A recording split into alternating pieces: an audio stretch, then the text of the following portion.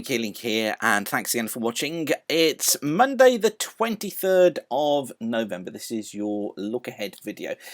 Things becoming stormy over the next 7 to 10 days. This is the mean of the 500 millibar flow. We've got the ECMWF on the left here, we've got the GFS on the right, and you see here both of them during this period of validity, which is up to Wednesday the 2nd, showing this strong jet stream blowing through the Atlantic across the British Isles, confirming the idea of things becoming stormier and wetter again as we head into the latter stages of this week and into the weekend as well. Something I'm going to be picking up on through the week as well that's worth mentioning is this forecast. This was from Hugo van den Doel's service.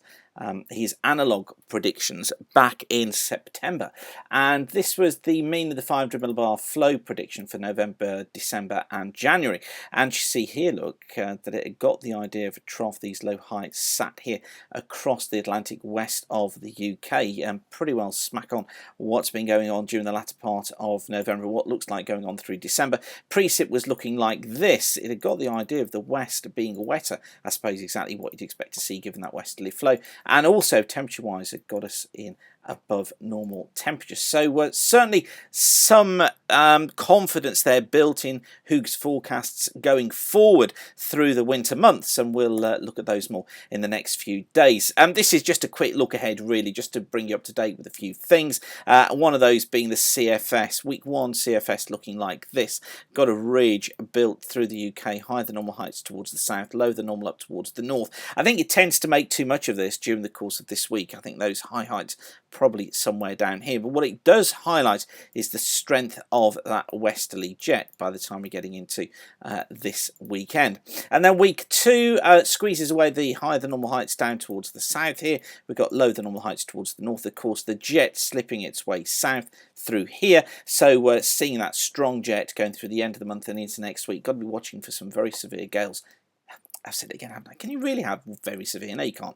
For severe gales through next week, and actually into week 3, 7th of December through to the 13th, it actually sees very little change. Keeps us with a west to west-southwesterly flow, and in fact into week 4 it tries to do that as well. In fact, it buckles the flow more into the south. Now this is an interesting one. This could be the build of heights that precedes the high getting up here through the winter period, and a cooler southeasterly flow picking up across the UK through the Christmas period.